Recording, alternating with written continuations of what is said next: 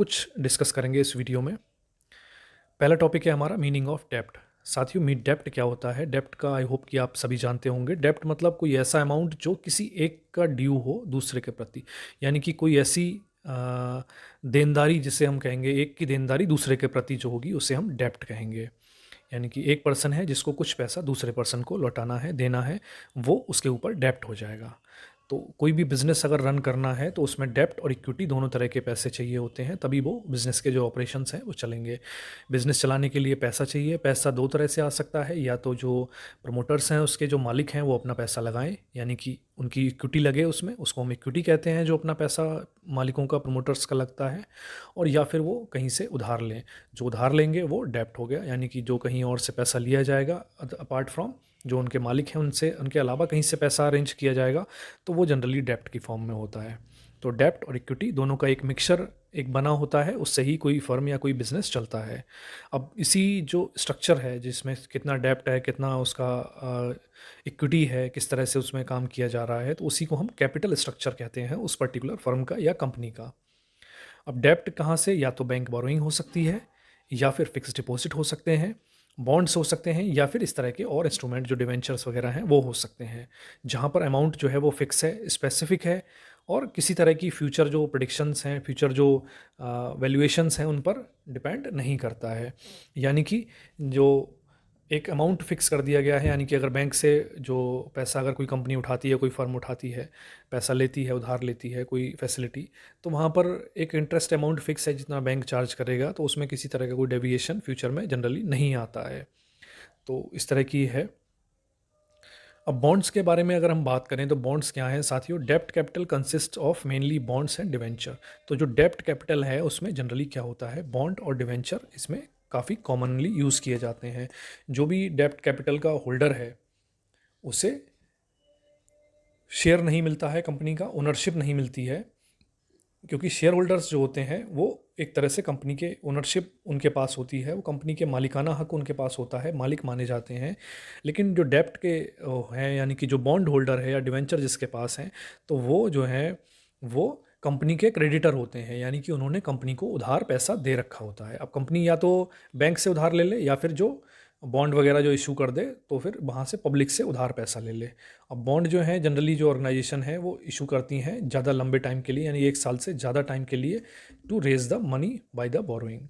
तो वो कंपनी जब कोई फिक्स इंटरेस्ट रेट पे कोई पैसा उठाना होता है मार्केट से, तो वहाँ पर वो बॉन्ड इशू कर देती हैं। लोग बॉन्ड खरीदते हैं, और उसके बाद में कंपनी ये प्रॉमिस करती है कि हम आपको इतने परसेंट रेट पर इंटरेस्ट आपको देंगे। Organization, in order to raise capital, issue bond to investors, which is nothing but a financial contract which the organization promises to pay the principal amount and interest to the holder of the bond after a certain date. अब bond में है ये generally, जैसे कि हमने अभी discuss किया था, कि जनरली लॉन्ग टर्म के लिए किए जाते हैं, एक साल से ज़्यादा समय के लिए। और यहाँ पर बॉन्ड एक्चुअली कुछ नहीं है, एक कागज़ का एक पेपर है, एक कॉन्ट्रैक्ट है, एक तरह से आप कह सकते हैं। एक फाइनेंशियल कॉन्ट्रैक्ट है, जहाँ पर कंपनी, ये जो फर्म है वो कॉन्ट्रैक्ट करती है जो उसके बॉन्ड होल्डर्स हैं जो खरीद रहे हैं बॉन्ड उनसे, कि हम आपको इतने परसेंट इंटरेस्ट रेट पर इतने अमाउंटों के इतने दिनों बाद इतना पैसा पे करेंगे, इस तारीख को इतना पैसा पे करेंगे। तो इस तरह से है। Some bond do not pay interest to the investors, however it is mandatory for the issuer to pay the principal amount to the investor. अब कई बॉन्ड ऐसे होते हैं जहाँ पर इंटरेस्ट रेट पे नहीं किया जाता, यानी कि जो इंटरेस्ट रेट कोई भी मेंशन नहीं होता है, लेकिन उनको एक फ़िक्स तारीख है उसमें प्रिंसिपल अमाउंट पे करना होता है। जनरली ये ऐसे होते हैं जो कुछ डिस्काउंट पे इशू होते हैं, यानी कि उसकी वैल्यू कुछ दी हुई है, मान लीजिए कोई 100 रुपये अगर उसकी वैल्यू है, तो वो पहले ही 80 रुपये पे, 85 रुपये पे इशू किया जा रहा है, और बाद में जब मैच्योरिटी होगी तो 100 रुपये उसको दे दिए जाएंगे। चीज़ें वही हैं, उतना ही लगभग उसी को हिसाब से इंटरेस्ट रेट कैलकुलेट करके दी जो उसकी वैल्यू है वो रखी जाती है शुरू में। अब बॉन्ड से एसोसिएटेड जो कई एक टर्म्स हैं जो कॉमनली यूज़ किए जाते हैं, उनके बारे में जान लेते हैं। फेस वैल्यू क्या होता है साथियों? फेस वैल्यू, जिसे कि हम पार वैल्यू भी कहते हैं, and stated on the face of the bond. तो ये बॉन्ड के फेस पर ये स्टेट की जाती है, बताई जाती है। It represent the amount borrowed by the firm which it promises to repay after specified period. तो इससे क्या होता है, फेस वैल्यू जो है वो उतना अमाउंट है जो कि माना जाता है कि फर्म ने बोरो किया है, यानी कि उतने की उधारी फर्म की हो गई है, उतना का डेप्ट जो है वो फर्म के ऊपर हो गया है, और वो पैसा उस जो बॉन्ड होल्डर है उसको उसको लौटाना है आफ्टर अ सर्टेन डेट। एक स्पेसिफाइड जो पीरियड है उसके बाद में उतना पैसा उस बॉन्ड होल्डर को कंपनी को देना है। कूपन रेट क्या होता है? कूपन रेट जन कुछ और नहीं है, केवल वही रेट ऑफ इंटरेस्ट जो है। रेट ऑफ इंटरेस्ट कोई जो बॉन्ड जब लिए जाते हैं, बॉन्ड के बारे में जब हम बात करते हैं तो उसी को हम कूपन रेट कह देते हैं। The bond carries a specific rate of interest which is also called as coupon rate. तो इसमें कहीं भी कन्फ्यूज़ होने की ज़रूरत नहीं है। कूपन रेट और कुछ नहीं है, केवल जो बॉन्ड पे मिलने वाला इंटरेस्ट है वही कूपन रेट है। मैच्योरिटी का मतलब है अब कोई जो स्पेसिफिक टाइम है जिसके लिए बॉन्ड इशू किया गया है उसके बाद में उसका रीपेमेंट होना है, तो वो जो स्पेसिफिक टाइम पीरियड है जिसके लिए बॉन्ड इशू किया गया है उसी को हम मैच्योरिटी पीरियड कहते हैं। रिडेम्पशन वैल्यू क्या होती है? Redemption value, the value which the bond holder gets on majority is called the redemption value. A bond is generally issued at a discount less than the par value and redeemed at par. तो redemption value वही है जो एक जब उसका bond की जो time है, जो मैच्योरिटी है वो पूरी हो जाएगी। मान लीजिए कोई 1 साल का बॉन्ड है तो 1 साल जब पूरा हो जाएगा तो जो वैल्यू जो है बॉन्ड होल्डर को दी जाएगी उसे ही हम रिडेम्पशन वैल्यू कहते हैं। जनरली होता क्या है कि डिस्काउंट पे, जैसे मैंने पहले बताया था कि डिस्काउंट पे बॉन्ड इशू कर दिए जाते हैं, यानी कि अगर कोई 100 रुपये का बॉन्ड है वो पहले ही 80-85 रुपये पे इशू किया जाएगा, और जो पूरा उसका टाइम हो जाएगा उसके बाद उसको जो पार वैल्यू है उसकी, जो पार वैल्यू 100 रुपये है उसकी, तो पार वैल्यू पे ही उसको पे कर दिया जाएगा। यानी कि पहले डिस्काउंट दे के इशू कर दिया, उसके बाद में उसकी जो वैल्यू है टोटल वो उतना पे कर दिया उसको। मार्केट वैल्यू क्या होती है? बॉन्ड में B traded on a stock exchange. अब बॉन्ड के केस में क्या होता है साथियों, जैसे कि शेयर ट्रेड होते हैं ऐसे ही बॉन्ड भी ट्रेड किए जा सकते हैं, खरीदे बेचे जा सकते हैं। अब मान लीजिए आपने कोई बॉन्ड खरीदा किसी कंपनी का, उसकी मैच्योरिटी पीरियड 5 साल है। अब आप कहते हो कि यार मैं 5 साल क्यों वेट करूं, मुझे पैसे की अभी ज़रूरत पड़ रही है, 2 साल हुए हैं और पैसे की ज़रूरत है आपको, आप उसको फर्दर आप आगे नहीं रखना चाहते, तो उसको आप मार्केट रेट पर खरीद या बेच सकते हो। तो मार्केट रेट जो है वो जनरली जो पार वैल्यू है या रिडेम्पशन वैल्यू है उससे अलग होगी, क्योंकि वो तो मैच्योरिटी के टाइम में मिलने वाली वैल्यू है, उससे उसकी वैल्यू उससे अलग होगी। तो market value is the price at which the bond is usually bought और सोल्ड इन द मार्केट। तो जिस प्राइस पे आप खरीद भी सकते हो और अपना बेच भी सकते हो, वही मार्केट वैल्यू है। और ये रिडेम्पशन वैल्यू या फिर जो पार वैल्यू है उससे अलग होती है। बॉन्ड्स जनरली कितनी तरह के होते हैं? फिक्स्ड रेट बॉन्ड होते हैं। In fixed rate bonds the interest remain fixed throughout the tenure of the bond. तो फिक्स्ड रेट बॉन्ड है जहाँ पर जो इंटरेस्ट रेट है वो फिक्स रहता है पूरे टेन्योर तक। ऐसे ही फ्लोटिंग रेट बॉन्ड होते हैं। फ्लोटिंग रेट में जहाँ पर इंटरेस्ट रेट जो है वो फ्लक्चुएट होता है as per the current market reference rate, जैसे कि लाइबोर वगैरह के रेफरेंस के हिसाब से उसमें जो इंटरेस्ट रेट है वो फ्लक्चुएट होता है। तो दोनों तरह से हो सकते हैं बॉन्ड में, यानी कि फिक्स रेट बॉन्ड हो सकते हैं बट और फ्लोटिंग रेट भी होते हैं। फिक्स रेट ज़्यादा होते हैं। ज़ीरो इंटरेस्ट रेट बॉन्ड क्या होते हैं? ज़ीरो इंटरेस्ट रेट बॉन्ड जो वो होते हैं जहाँ पर किसी भी तरह का रेगुलर इंटरेस्ट जो है वो इन्वेस्टर्स को नहीं दिया जाता है, और ये वही हैं जो डिस्काउंट पर पहले दिए जाते हैं, पहले डिस्काउंट पर इशू कर दिए जाते हैं और बाद में इनको फुल जो प्रिंसिपल अमाउंट है वो दे दिया जाता है। इन्फ्लेशन लिंक्ड बॉन्ड कौन से होते हैं? जहाँ पर प्रिंसिपल और इंटरेस्ट जो हैं वो इन्फ्लेशन जिस हिसाब से बढ़ती घटती है उसके इससे लिंक होते हैं, तो उन्हें हम इन्फ्लेशन लिंक बॉन्ड कहते हैं। सबऑर्डिनेट बॉन्ड जो होते हैं वो ऐसे बॉन्ड जिनको कम प्रायोरिटी दी जाती है कंपेयर टू अदर जो दूसरे जो तरह के बॉन्ड हैं जो कंपनी ने इशू किए हैं, तो उनके अपेक्षा उनको कम प्रायोरिटी दी जाती है। अगर कंपनी का लिक्विडेशन होता है, इन केस ऑफ लिक्विडेशन उनको प्रायोरिटी कम दी जाती है, तो उनको हम सबऑर्डिनेटेड बॉन्ड कहते हैं। बहुत ज़्यादा इंपॉर्टेंट नहीं है, बस आप जानने के लिए इनको जान लीजिए। कई बार इन टर्म्स से क्वेश्चंस जो हैं बन जाता है, तो उस समय आपको एटलीस्ट पता हो कि सबऑर्डिनेटेड बॉन्ड क्या है, इन्फ्लेशन लिंक्ड बॉन्ड क्या है, ज़ीरो इंटरेस्ट रेट बॉन्ड क्या है, तो ये सब चीज़ें हैं। नेक्स्ट है आपके परपेचुअल बॉन्ड। परपेचुअल बॉन्ड क्या होते हैं? जहाँ पर कोई भी मैच्योरिटी डेट नहीं होती है वो परपेचुअल बॉन्ड है, और इसमें क्या है कि बॉन्ड होल्डर जो है वो इसको होल्ड कर सकता है और इंटरेस्ट तब तक वो इन्जॉय कर सकता है जब तक वो कोई ऐसी डेट नहीं दी हुई होगी कि 2 साल बाद मैच्योर होगा, 5 साल बाद मैच्योर होगा। तो उसमें आप जब तक होल्डर जो है, जब तक वो उसको पर्सन जो है उसको होल्ड करता है, उसको इंटरेस्ट उसमें मिलता रहेगा। ऐसे ही बियरर बॉन्ड होते हैं, जैसे बियरर चेक होते हैं वैसे ही बियरर बॉन्ड भी लगभग वैसे ही हैं। बियरर बॉन्ड भी हैं जिसमें कि बॉन्ड होल्डर का कोई नाम उसमें नहीं होता है, और जो इसके भी हाथ में होगा, जो भी उसको पजेस करेगा वही उसमें अमाउंट क्लेम कर सकता है। कवर्ड बॉन्ड कौन से होते हैं? कवर्ड बॉन्ड वो होते हैं जो कि बैक किए जाते हैं कैश फ्लो फ्रॉम मॉर्गेज और अ पब्लिक सेक्टर एसेट।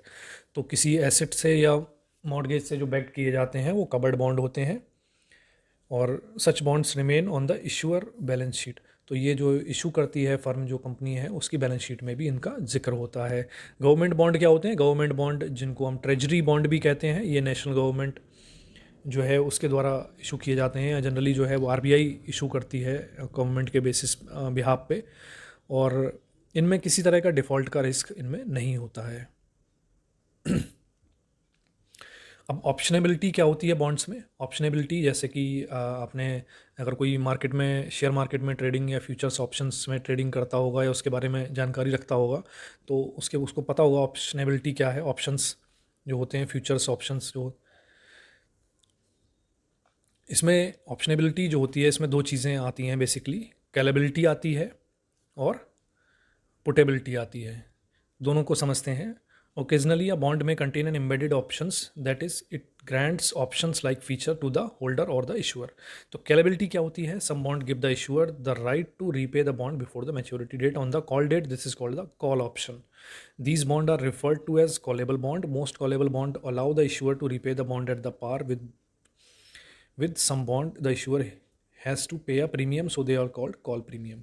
अब है क्या साथियों, सिंपल लैंग्वेज में अगर आप इसको समझना चाहें तो कॉलेबिलिटी जो है वो, उसका मतलब ये है कि जो भी कंपनी है, फर्म है, जिसने बॉन्ड इशू किए, अब अगर वो चाहती है, मान लीजिए 5 साल के लिए उन्होंने बॉन्ड इशू किए, लेकिन वो बीच में 2 साल बाद, 3 साल बाद कभी उनको लगा कि हमें पैसे हमारे पास सफिशिएंट है, तो हम क्यों इंटरेस्ट इसमें और ज़्यादा पे करें, हम टाइम से पहले ही जो बॉन्ड है उनकी भुगतान उनका करके और इसको ख़त्म कर दें, उसको डेप्ट को ख़त्म कर दें। तो उनके पास ये ऑप्शन रहता है, कॉलेबिलिटी में जो इशूअर है उसके पास ये ऑप्शन रहता है कि वो समय से पहले, टाइम से पहले उस अमाउंट को, बॉन्ड का जो अमाउंट है उसको रीपे कर दे। अब वो टाइम से पहले जब रीपे करेगा तो ऑब्वियसली जो टाइम के बाद मैच्योरिटी अमाउंट है उतना तो रीपे नहीं करेगा, उससे थोड़ा कम करेगा। तो इतना ही आपको इसमें समझने की ज़रूरत है। तो पुटेबिलिटी में क्या है? पुटेबिलिटी में जिसने ख़रीदा है, जो बॉन्ड होल्डर है, उनके पास ये ऑप्शन है कि वो मैच्योरिटी से पहले ही जाके ये कहें कि भाई हम मैच्योरिटी तक इसको नहीं रखेंगे, अब आप हमें इसका भुगतान कर दो, अभी हमें इसके पैसे की ज़रूरत है, आप इसका हमें भुगतान कर दो। तो पोर्टेबिलिटी में जो है वो ऑप्शन किसके पास रहता है? जो बॉन्ड होल्डर है, जिसने बॉन्ड ख़रीदा होता है। कॉलेबिलिटी में जो ऑप्शन रहता है वो इशूअर या फिर जो फर्म है उसके पास रहता है। तो कॉलेबिलिटी किसके फेवर में है? जो इशू कर रहा है, यानी कि जो फर्म है या जो कंपनी है जो बॉन्ड इशू कर रही है उनके फेवर में है कॉलेबिलिटी, और जो परचेज़र हैं जिनके पास बॉन्ड्स हैं उनके फेवर में होती है पुटेबिलिटी। अब वैल्यूएशन ऑफ बॉन्ड्स की बात करें, security bond can be regarded simply as an asset that pays a series of dividend or interest over a time period. तो अब बॉन्ड की, जैसे कि इसमें बता रहा है कि है क्या, सिंपली अगर हम समझें तो बॉन्ड बेसिकली एक ऐसी चीज़ है जो कि लगातार, बॉन्ड से जो बॉन्ड होल्डर है उसको क्या मिलता है? एक तो लगातार उसको इंटरेस्ट मिल रहा है, साल के साल इंटरेस्ट मिल रहा है उसको, और जब टाइम पूरा होगा तो फिर उसके बाद में उसको जो मैच्योरिटी वैल्यू है वो मिलेगी। तो वैल्यू किसी भी सिक्योरिटी की जो है, अगर हम देखते हैं किसी भी सिक्योरिटी की प्रेजेंट वैल्यू, जो फ्यूचर में जो कैश स्ट्रीम्स आने वाली हैं उसकी प्रेजेंट वैल्यू हम कैलकुलेट करते हैं, तो इस तरह से इसकी बॉन्ड की वैल्यू भी हम कैलकुलेट कर सकते हैं। Therefore the value of any security can be defined as the present value of these future cash streams, that is the intrinsic value of an asset is equal to the present value of the benefit associated with. तो intrinsic value यानी कि अभी की उसकी value क्या होगी, वो हम किस तरह से निकाल सकते हैं कि फ्यूचर में हमें कितना पैसा मिलने वाला है, और उस पैसे की, जो पैसा फ्यूचर में हमें कैश मिलने वाला है, उस कैश की आज की डेट में क्या वैल्यू है, उसी हिसाब से हम उसकी इंट्रिंसिक वैल्यू जो है एसेट की कैलकुलेट कर सकते हैं या बॉन्ड की कैलकुलेट कर सकते हैं। Therefore the intrinsic value of the present value of a bond किस तरह से है, इसका फॉर्मूला है दिया हुआ, V0 मतलब intrinsic value of the bond equal to I/1+KD⁻T plus F divided by 1+KD⁻N।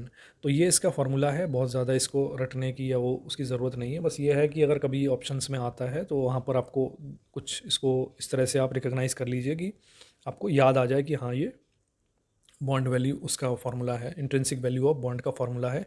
आई यहाँ पर annual interest payable on the bond है, F redeemable value of the bond, N maturity period of the bond, और K D जो है वो cost of capital.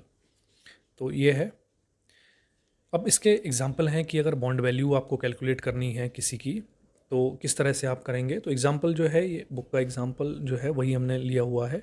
A bond whose par value is ₹1000 bears a coupon rate of 12% and has a maturity period of 3 years। The required rate of return on the bond is 10%। What is the value of bond. तो एक कोई bond है जिसकी par value जो है वो 100 रुपये, 1000 रुपये है, यानी कि 1000 रुपये पार वैल्यू मैंने आपको बताया, जो 1000 रुपये आपको मिलने वाले हैं मैच्योरिटी पे। और इसका कूपन रेट जो है वो 12% है, यानी कि जिस रेट पे जो बॉन्ड का जो इंटरेस्ट रेट है वो 12% है। मैच्योरिटी पीरियड इसका 3 साल है, यानी कि 3 साल तक ये चलेगा। और रिक्वायर्ड रेट ऑफ रिटर्न जो है बॉन्ड का वो 10% है, यानी कि मार्केट में रिक्वायर्ड रेट ऑफ रिटर्न तो वही है जो मार्केट में यानी कि रिटर्न चल रहा है उतना मिलना चाहिए। हम उतना रिक्वायर्ड मान के चलते हैं कि इतना हमें मिलना चाहिए, तो वो 10% है। तो उस हिसाब से बॉन्ड की वैल्यू क्या होगी, यानी कि अभी के समय में उस बॉन्ड की वैल्यू क्या होनी चाहिए।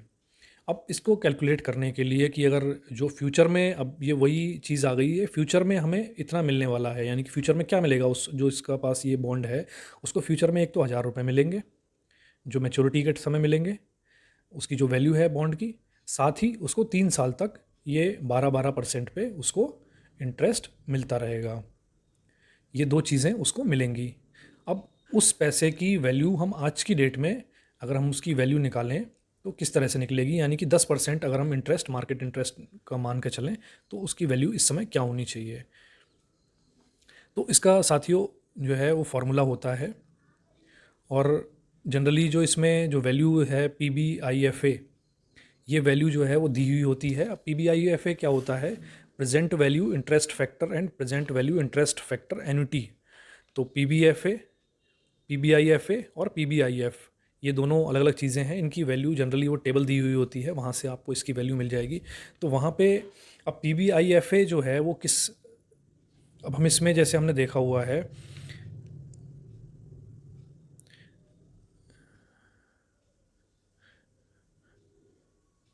अब इसमें जैसे हम साथियों देखते हैं कि अगर इंटरेस्ट जो पेएबल है,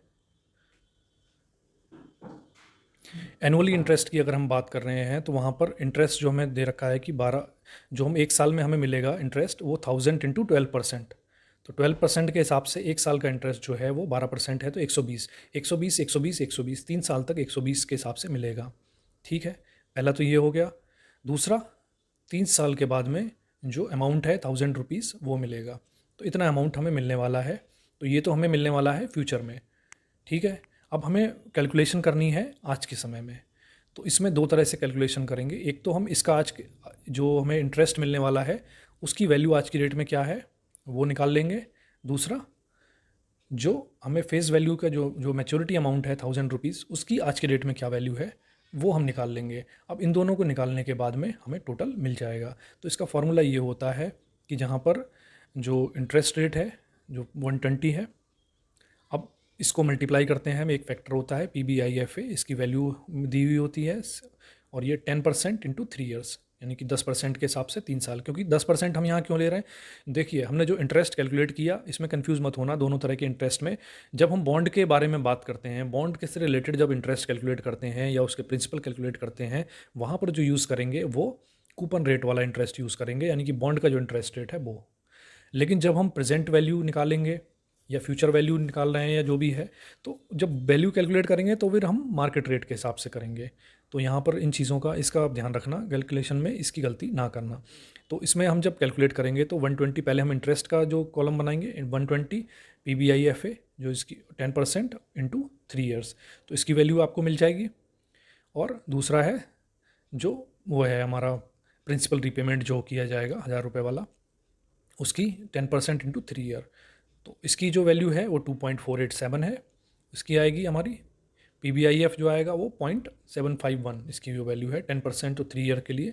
तो कैलकुलेट करके हमारा 1049.44 आएगा। अच्छा, इसमें एक तरीका और भी है, अगर मान लीजिए आप इस तरह से अगर आप ना कैलकुलेट करना चाहें, तो दूसरा भी एक तरीका है जहाँ पर आप 120 इस तरह से लिख सकते हैं। जैसे मान लीजिए 120 120 करके आपको 3 बार मिल रहा है, तो पहले साल में इतना मिला, हमें 120 मिला, दूसरे साल में 120 मिला, फिर तीसरे साल में हमें क्या मिलेगा, 120 मिलेगा और 1000 रुपये मिलेगा, तो मतलब 1120 मिलेगा। तो इसको आप डिवाइड कर सकते हैं कितने से, जो उसका इंटरेस्ट रेट है, तो उस तरह से कर सकते हैं, तो वहाँ से भी आप आंसर इसका कैलकुलेट कर सकते हैं। तो इस पे भी एक अलग से वीडियो बनाऊंगा मैं, जहाँ पर जो इसके न्यूमेरिकल्स हैं वो 2-3 सॉल्व करके आपको दिखाएंगे। हालांकि अगर इसकी वैल्यू अगर आपको टेबल वहाँ दी जाती है तो ये सही रहेगा, ये आसान तरीका है, मतलब एकदम एग्जैक्ट तुरंत आपका आंसर इसमें आ जाएगा। ऐसे ही जो अभी हमने देखा था ईयरली वाला है, और जैसे ही अगर कोई मान लीजिए कोई ऐसा क्वेश्चन है जहाँ पर इंटरेस्ट जो है वो सेमी एनुअली बता रखा है कि सेमी एनुअली इंटरेस्ट आपको मिलेगा, तो सेमी एनुअली में क्या होता है, वही चीज़ें वही हैं, सारा कुछ वही रहेगा फॉर्मूलेज, लेकिन थोड़ा सा इसमें चेंज आ जाता है। जैसे कि जो सेमी एनुअली, जैसे आप कोई भी नॉर्मल भी जो इंटरेस्ट कैलकुलेशन करते हैं कंपाउंड इंटरेस्ट वाला, अगर उसमें ऐसा कोई ऑप्शन आता है कि वो सेमी एनुअली कैलकुलेट होगा, तो वहाँ पर भी जो टाइमिंग होती है, मान लीजिए तो जैसे अगर 3 साल का है तो वहाँ पर टाइम जो है, तो पीरियड एक्चुअली क्या हो जाता है 3 into 2, यानी कि दुगना हो जाएगा, 3 से 6 हो जाएगा। ऐसे ही जो इंटरेस्ट रेट है, इंटरेस्ट रेट अगर 12% का इंटरेस्ट रेट दे रखा है तो इंटरेस्ट रेट एक्चुअली में कितना हो जाएगा, 6 हो जाएगा, इंटरेस्ट रेट हाफ हो जाएगा, और टाइम जो है वो डबल हो जाएगा। तो इसको अगर आप जो फार्मूला है हमारा उसमें इंटरेस्ट रेट हाफ करके और टाइम डबल करके अगर आप कैलकुलेट करेंगे तो वो भी इसमें आ जाएगा। सेम क्वेश्चन है जो इसमें सेमी एनुअली इंटरेस्ट के हिसाब से दिखा रखा है। तो सेमी एनुअली में जब हम देखते हैं तो वहाँ पर आप देख रहे हैं इसमें जो सेमी एनुअली में जो इंटरेस्ट जो पेएबल होगा वो एनुअली वाले में कितना था, 120 रुपये आ रहा था। यहाँ पर क्योंकि इंटरेस्ट रेट जो है वो हाफ़ हो गया है, तो हाफ़ होने के बाद में ये कितना रह गया है, 60 रह गया है। अब 60 रह गया है, प्रिंसिपल अमाउंट लेकिन जो 3 साल के बाद मिलेगा वो उतना ही रहेगा, तो प्रिंसिपल अमाउंट उतना ही रहेगा। ऐसे ही अब हम सेम जो है उसी तरीके से इसकी कैलकुलेशन कर लेंगे। 60 ब्रैकेट में PBIFA और 10/2, यानी कि मार्केट रेट जो है उसको भी हम उस 2 से डिवाइड करेंगे, और 6, ये 12 की जगह यहाँ पर 6 आ जाएगा। तो इसकी जो वैल्यू निकल के आएगी वो इतनी है 5.0746, और इसकी वैल्यू जो आएगी वो 0.746, यानी कि सेम रहेगी जो पहले क्वेश्चन में थी। 746 इसकी वैल्यू है, और इसकी वैल्यू आएगी आपको 304.48, तो इस तरह से आएगी। तो इसकी वैल्यू जो आपको टोटल जो निकल के आएगी वो 1050.48 आएगी। तो ये है, इसमें दोनों तरह के क्वेश्चंस आ सकते हैं। पहला है हमारा एनुअली वाला या फिर सेमी एनुअली, सेम तरह से दोनों सॉल्व हो जाएंगे। सेमी एनुअली में बस आपको इतना चेंज करना है कि जो इंटरेस्ट है उसको हाफ कर देना है, टाइम जो है वो डबल कर देना है। नेक्स्ट आता है current yield on bond. Current yield जो है वो रिप्रेजेंट करती है कि प्रिवेलिंग इंटरेस्ट रेट कितना है जो बॉन्ड या फिक्स इनकम सिक्योरिटी जो डिलीवर कर रही है अपने ओनर को। तो करंट यील्ड निकालने का इसमें फॉर्मूला है जिससे आप निकाल सकते हैं। Current yield is equal to annual interest payment divided by current bond price. तो जो भी interest payment, annual interest payment इसमें है, उसको अगर हम डिवाइड कर देंगे, एनुअल इंटरेस्ट जो पेमेंट है, जैसे कि पिछले अगर हम एग्जांपल उसके केस में ही देखें तो एनुअल इंटरेस्ट जो पेमेंट था वो 120 था, उसको हम करंट बॉन्ड वैल्यू से, करंट जो बॉन्ड प्राइस है उससे डिवाइड कर देंगे, तो उस हिसाब से हम इसको कैलकुलेट कर सकते हैं। नेक्स्ट है हमारा yield to maturity of bond. It is the rate of return earned by an investor who purchases a bond and holds it until the maturity. The YTM is the discount rate at which equal the present value of the promised cash flow to the current market price divided by purchase price. तो yield to maturity जो है bond की वही है। अगर कोई person है तो वो अगर मान लीजिए 5 साल का बॉन्ड है, 5 साल तक वो लगातार उसको होल्ड करके रखता है, तो उसके बाद में उसको जो अमाउंट जो मिलेगा वही उसका yield to maturity उसका होगा। Duration of bond. The duration of bond expresses the sensitivity of the bond price to the change in the interest rate. In other words, the bond duration measures the movement in the price of the bond for every 1% change in the interest rate. अब किसी भी bond में उसका price कितना change होगा अगर interest rate में fluctuations होते हैं, तो उसी को हम क्या कहते हैं, ड्यूरेशन ऑफ बॉन्ड करते कहते हैं। एक सेंसिटिविटी कितनी है बॉन्ड प्राइस में इंटरेस्ट रेट को लेकर, यानी कि इंटरेस्ट रेट में फ्लक्चुएशन होंगे तो बॉन्ड प्राइस में कितना चेंजेस होंगे, जो सेंसिटिविटी है उसकी, उसी को हम ड्यूरेशन ऑफ बॉन्ड कहते हैं। The unit of bond duration is expressed in years. Also the price of bond and interest rate are inversely related. तो जो प्राइस ऑफ बॉन्ड है और जो इंटरेस्ट रेट है वो इन्वर्सली रिलेटेड है, यानी कि एक बढ़ेगा तो दूसरा कम होगा। Therefore, if a bond has the duration of 5 years, it signifies that for every 1% increase in the interest rate, the price of the bond will fall by 5%. तो ये वही बिल्कुल वही है, इन्वर्सली प्रोपोर्शनल है, यानी कि वो 1% बढ़ेगा तो यहाँ पर ये 5% कम हो जाएगा अगर 5 साल के लिए है तो। The greater is the bond duration, the greater will be the amplification in the movement of the bond price for the single unit of the change in the interest rate. There is a simple way of computing the desired duration period. Determine the cash flow from the holding of the bond. Determine the जो desired duration period है, यानी कि कितने समय तक रखना किसी bond को ठीक रहेगा, उसको डिटरमाइन करने के लिए हमारा जो है, पहले तो हम कैश फ्लो निकाल लें कि कितना मिलने वाला है हमें अगर हम बॉन्ड को होल्ड करते हैं. प्रेजेंट वैल्यू उन कैश फ्लोज की क्या होगी, discounting the flow with the discount rate, यानी कि YTM के हिसाब से उसको डिस्काउंट रेट पे हम कैलकुलेट कर लें. Multiply each of the present value by respective number of year left before the present value is received. Sum these product up and divide the by the present value to get the duration of the bond. तो ये सब करने के बाद में हम जो desired duration of the bond है उसको निकाल सकते हैं, यानी कि जो फ्यूचर में हमारे पास कैश फ्लोज आने वाले हैं उनकी प्रेजेंट वैल्यू कैलकुलेट करनी है और उसको डिस्काउंट करना है YTM के हिसाब से. उनको कितने समय जो ईयर्स जो रह गए हैं उसको मल्टीप्लाई करना है उतने समय के लिए प्रेजेंट वैल्यू से, और उसके बाद में इस तरह से sum these product up and divide by the present value to get the duration of the bond. तो इस तरह से करना है इसको. साथियों, कोई ऐसा याद रखने की आपको ज़रूरत नहीं है, बस एक समझने के लिए आप थोड़ा बहुत समझ लीजिए. Properties of the duration, duration is less than the term of maturity. Obviously maturity से कम ही रहेगी ड्यूरेशन जो भी है, क्योंकि मैच्योरिटी से ज़्यादा तो आप होल्ड करेंगे नहीं, मैच्योरिटी से कम ही करेंगे. Bonds duration will be equal to its term of maturity if only it is zero coupon bond. तो मैच्योर ड्यूरेशन जो है वो अगर जीरो कूपन बॉन्ड है, यानी कि इंटरेस्ट रेट उसमें कुछ है ही नहीं, इंटरेस्ट रेट अगर ज़ीरो है तो उस केस में क्या होगा, तो उस केस में जो है वो जो बॉन्ड की ड्यूरेशन है वो इसकी टर्म ऑफ मैच्योरिटी के बराबर ही हो जाएगी. The duration of perpetual bond is equal to 1 plus R by R, where R is equal to current yield of the bond. तो ये इस तरह से निकाल सकते हैं. ऐसे ही साथियों, जो पुराना हमने अभी जो न्यूमेरिकल देखा था उसमें भी जो देख रहे थे कि अगर दूसरा मेथड जो है उसका करने का, यानी कि पहले साल में इतना पैसा मिला, दूसरे साल में इतना, तीसरे साल में इतना, तो उसको भी अगर हम निकालते हैं तो उसमें भी डिनोमिनेटर में हमारा वही आता है R over 1 plus R. उस तरह से इसकी कैलकुलेशन होती है.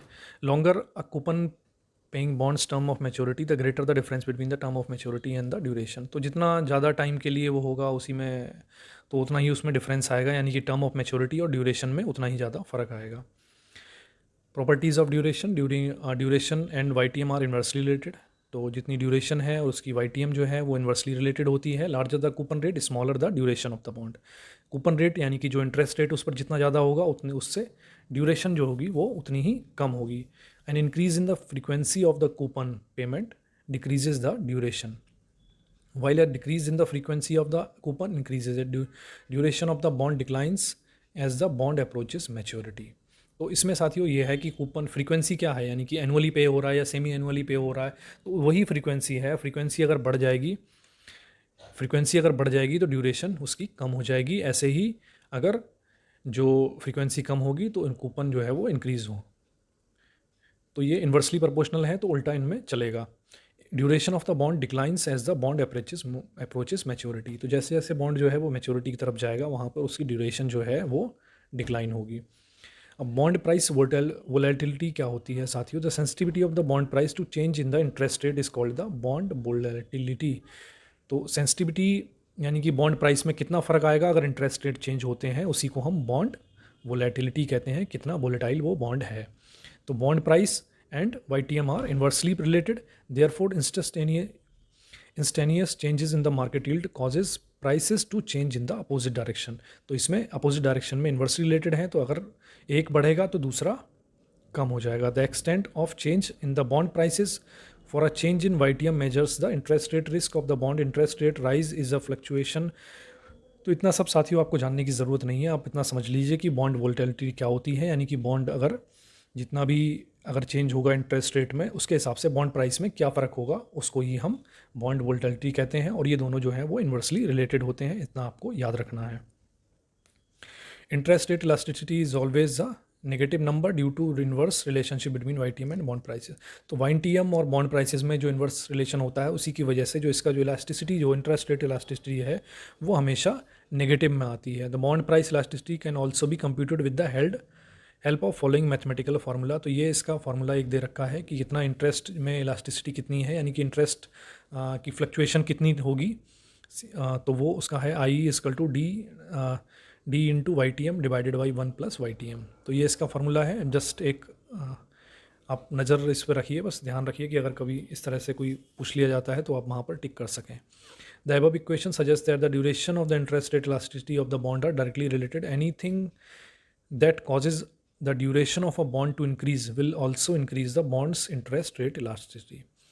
तो ये है साथियों, इसमें कुछ ऐसा खास है नहीं। तो आई होप कि साथियों वीडियो आपको पसंद आया होगा। ये वीडियो थोड़ा लंबा है और काफ़ी चीज़ें इसमें इंपॉर्टेंट हैं, और इसमें साथियों जो इसका न्यूमेरिकल वाला पार्ट है वो मैंने उतना प्रॉपरली कवर नहीं किया है। न्यूमेरिकल्स के एक अलग वीडियो इसमें मैं बनाऊंगा जहाँ पर जो बॉन्ड वैल्यू कैसे कैलकुलेट करनी है, क्योंकि उसका दूसरा मेथड भी है। अगर जो आपको वैल्यू अगर दी हुई हो, यानी कि जो टेबल अगर दी हो वहाँ से कैलकुलेट कर सकते हैं, नहीं तो दूसरा इसका एक सिंपल मेथड है वो भी है। और जो YTM के कैलकुलेशंस हैं, बॉन्ड्स उसकी न्यूमेरिकल्स हैं, इन दोनों के कुछ न्यूमेरिकल्स को लेकर एक वीडियो बनाऊंगा, उसमें आपको ठीक से बताऊंगा मैं। तो आई होप कि थ्योरी वाला पार्ट आपको क्लियर हुआ होगा और जो फार्मूलाज वगैरह हैं उतनी चीज़ें आपको इसमें क्लियर हुई होंगी। तो साथियों वीडियो आपको पसंद आया हो तो इसे लाइक करें, और साथ ही चैनल को सब्सक्राइब करें और बेल आइकन प्रेस करें ताकि आने वाली वीडियोज़ की नोटिफिकेशन आपको टाइमली मिलती रहे। तो मिलते हैं साथियों नेक्स्ट वीडियो में। Thank you.